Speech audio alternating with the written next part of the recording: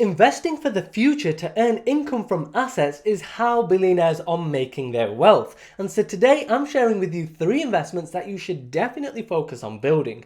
The 9 to 5 salary only makes up 8.6% of the total income for a rich person. They are not reliant on their salaries at all.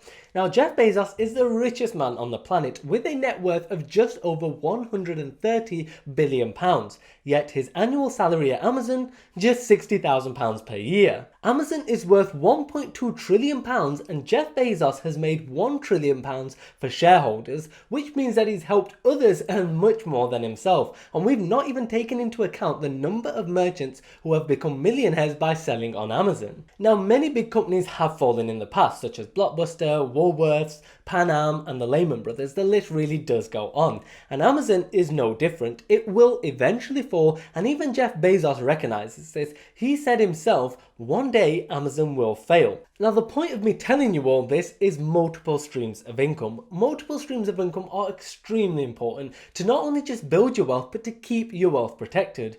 Unfortunately, the traditional way of studying hard, getting a good paying job and earning a decent salary will never really make you rich or wealthy. And this is why the average millionaire has 7 streams of income and salary only makes up 8.6% of their total income. They realize they can't just rely on a single stream of income, and building multiple streams has never ever been more important. The Bank of England are predicting unemployment could hit 10% this year, and forecasts are saying it could be the sharpest unemployment we have seen for 50 years. And if we look over to the US, when this pandemic first hit, we saw unemployment go from 4.4% straight up to 14.7%. Suddenly, 16 million Americans lost their job. Many of these people were relying on their salary as their only source of income. So in this video, I'm going to share with you 3 of the most important investments that you should definitely focus on building up. A lot of millionaires have built a lot of wealth using these 3 investments, so do make sure to stick around till the end. Hey, what is up people? Welcome back to our channel, Ralph Finance UK. So let us get straight into it. The first investment you should definitely focus on building is in real estate, which will give you rental income. Rental income has been one of the main tools millionaires have used to build their wealth. So you buy a piece of real estate, which could be residential or commercial, you then manage that piece of real estate yourself or via a management agency, you collect rental income from a tenant, manage your expenses, and by the end, the plan is that you have made a profit. Now, even if you do decide to use a management agency to manage your real estate, I do still somewhat call this being an active real estate investor, because you'll still have to do some work to manage that property. You'll have to find a management agency in the first place, and you'll probably still get some phone calls regarding the property, so it isn't truly passive. And one of the major barriers for many people to enter into the real estate market in order to generate rental income is actually saving that traditional 20 to 25% deposit. And so a perfect alternative for getting into real estate and generating income is by investing into REITs or real estate investment trusts. With REITs, you do not have to save a big deposit. REITs literally allow you to take something as little as £100 and start investing in real estate. So how a REIT works is that it allows you to gain exposure to the real estate market without having to actually manage or operate your own real estate investment properties. So essentially it's a company that invests into income producing real estate across a range of property sectors. So you invest into the company and they invest into real estate, and in this way you do not have to save a big deposit. With REITs you can invest in hotels, shopping malls, offices and so on. In the traditional way you'd need to put down millions of pounds to invest in any of these, whereas with REITs, what happens is you pool your capital into a REIT. The REIT can then buy that portfolio of properties by pooling together capital from various investors who also want to invest in the hotel or the shopping mall or the offices. The income from that portfolio is then fed back into the REIT and then redistributed amongst the shareholders through dividends. So you can see that REITs are just companies that simply invest into real estate. You invest into the company much like you would invest into a stock on the stock market. These companies then invest into real estate, they collect the rental income from their investments, and you as the shareholder receive a portion of this rental income in proportion to your holding of the REIT. And REITs invest in a very wide range of property types. You could invest in a REIT which in turn invests in retail space, offices, apartment buildings, hotels, resorts, parking facilities, factory sites, and even more unconventional things like hospitals, data centers, bridges, and even cell phone towers.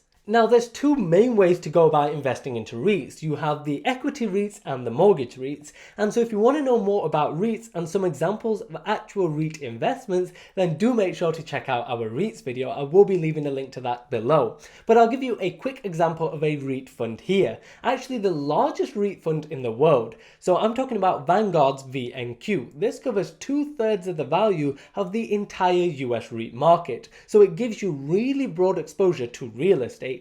It's currently priced at around £60, and so by investing just £60, you're exposed to such a vast array of real estate. I mean, we're talking casinos, farmlands, factories, offices, apartments, residential homes. It is very diverse. And of course, we have many REIT opportunities here in the UK as well, but I just wanted to show you the biggest REIT fund in the world. Now, with real estate, you have to do the upfront work in finding a property, planning the renovation, and then finding a managing agent. And once they find tenants, it then does become passive. It may never truly be passive, especially when you buy real estate yourself compared to a REIT, but you do need to spend a lot less time once it is up and running. So we can somewhat call it passive. But overall, either way, real estate and REITs are an excellent asset class, and they have been for many years for you to earn rental income. It's one of them investments you should absolutely focus on building. You'll find most millionaires do hold some real estate in their portfolio. It has really worked out great for many investors. Now, before I move on to the second investment, I just want to say if you are finding value out of this video, then hit that thumbs up button. That way you get more of my videos recommended to you. Okay, so moving on, the second investment you should definitely focus on building is in the stock market. So the stock market is a perfect tool for you to really build some wealth. You buy a share of a company, and by holding this share, you might get some dividends in the meantime, and eventually you sell that share at a later date for a higher price. And investing in the stock market is very popular, and there's no doubt the stock market can make someone very, very rich. I think 2020 was the perfect example year.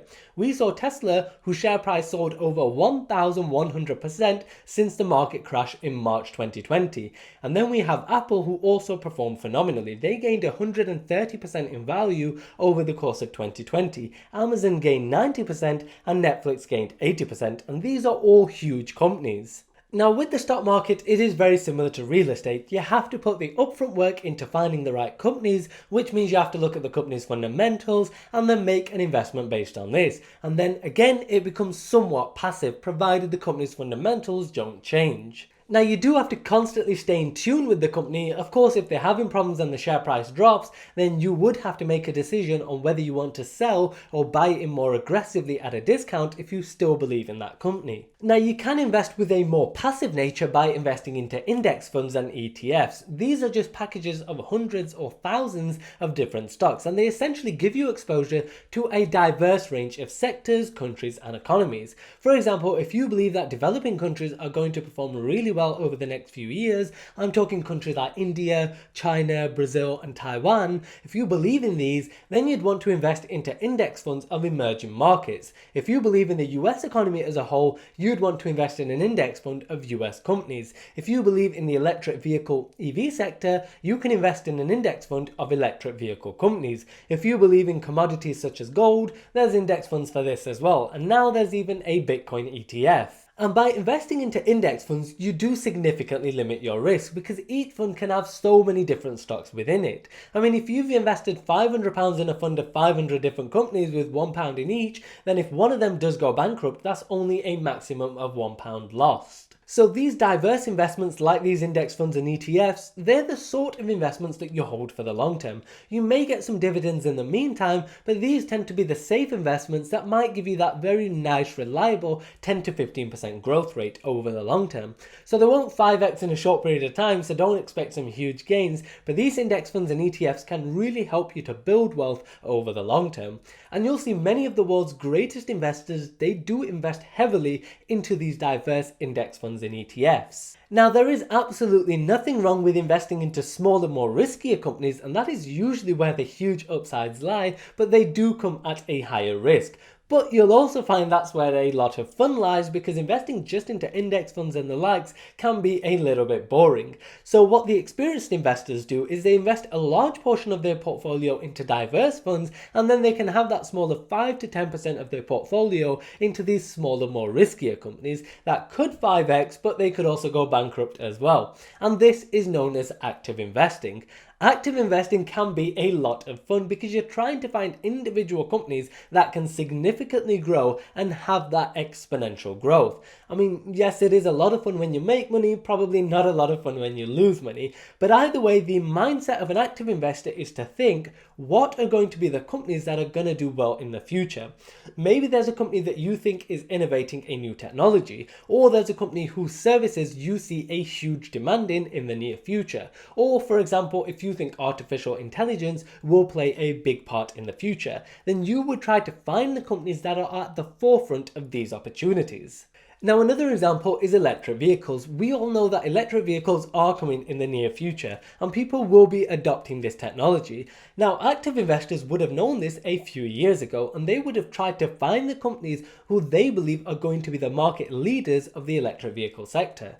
Active investors are always on the search for the next Amazon, the next Apple, and the next Tesla. Now, overall, investing into the stock market is really a perfect way for you to build some income, whether that be from dividends or stock price appreciation or a combination of both. And again, just like with real estate, you'll find that the majority of millionaires hold stocks in their portfolio. Now, before I move on to the third investment, I just want to say if you are finding value out of this video, then do hit that thumbs up button. That way you get more of my videos recommended to you. Okay, so moving on, the third investment you should definitely focus on building is your business. So this is where you sell something or you provide some kind of service, and either way, the plan is for you to make a profit. Now, some of you might be thinking, this one isn't for me, as I currently don't have any great ideas for products or services right now. But if you just keep watching, you'll find that it has actually never been more easier to generate income from business than now. But first, with business, the upside really is unlimited. I mean, when you talk about real estate or the stock market, you would be very happy if you produced a return of 20 to 30% per year. And generally, it is between 10 to 15%. Whereas with business, you might only put in a few £1,000s, and this has the potential to produce hundreds of thousands of pounds per year. This could be as simple as buying a product, marking it up with huge margins, and then selling it on. And with such an easy access to the internet and advertising, selling products has never ever been more easier. I mean, more specifically and more recently, we know that online businesses are doing much better than the traditional brick and mortar businesses. I mean, we can see this chart which shows the number of online sales have absolutely skyrocketed in recent months due to this pandemic. We have seen record levels of growth in the number of e-commerce sales, as a lot of people are now staying at home and ordering products online. Now, in this day and age, you can try an online business fairly easily because with literally very minimal cost, you can set up a website, find a product, market this product, and if it works, great. If it doesn't, move on to another product. It is literally as simple as that. And I'm not saying you'll be able to find that amazing, perfect product on that first attempt and make millions, but the point is, keep trying. If one product doesn't work, move on to another one. Each time you'll learn so much about finding products, setting up a website, marketing, the list goes on. And like I said before, many people out there have this notion that business, I'm not ready to start a business, but I'll go even as far as to say that it has probably never been easier to start a business than now. And you don't need to leave your 9-to-5 job for this. You can just run it in the background and try different ideas. Something that starts off as a side hustle could always take off in the future, and there's no reason why you couldn't have several stores set up, and if each one only does moderately well, then that combination of sales can still make you a lot of money. Now, I'll give you one of the best examples of business really working out for someone, and that is Gymshark, a fitness clothing and accessories brand here in the UK. Ben Francis, the founder, he was just 19 years old when he set the brand up, and it started with him and a school friend saving £1,000 to buy a sewing machine and then sewing gym clothes from his parents' house. And now, It is a £1 billion company. So the point I'm trying to make is that with business, the upsides are pretty much unlimited. Now for business, you definitely need to do the upfront work, but generally you'll find it's not just upfront work, it is actually continuous and consistent work. And this is why the upsides can be huge. I mean, you put the work in and you get the result out of it. We've seen Gymshark as an example. Young guy who put in a lot of effort, and now he has a £1 billion company. Now again, you'll find that most millionaires have some sort of business, and this may form a large part of their income, or it may be a smaller side project for them. But either way, investing in your own business is the third tool for you to really build some income. Okay, so now you have these three investments that you can use to build wealth, but it is equally as important to protect the money we earn. The last thing you want to do is build a significantly large size portfolio only for it to lose value.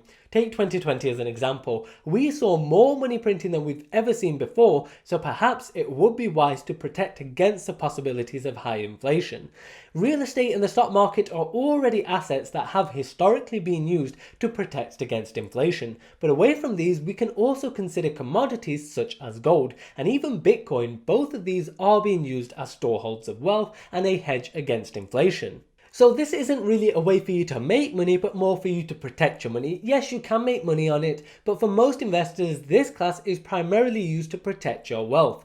Now, of course, this would be a smaller portion of a portfolio because most of the capital should always be invested into cash flow producing assets, but there always needs to be some capital allocated to these storeholds of wealth. Right, so that is it. These are the three main investments you should absolutely definitely focus on building: real estate, the stock market, and business. Real estate can give you rental income, or you can invest in REITs instead and receive rental income in the form of dividends. Then you have the stock market, some holdings in diverse index funds and ETFs, and then some invested in more riskier individual companies. And then finally, business. Find a product or a service, set up a website, and market this product or service. It has never been more easier to do this. And then there's the element of protecting your wealth against inflation, which investors typically use gold or other commodities for. So I really hope you found value out of this video. If you did, then hit that like button. That way you get more of my videos recommended to you. And if you don't want to miss the next one, then hit subscribe as well. I hope to see you on the next one. Take care.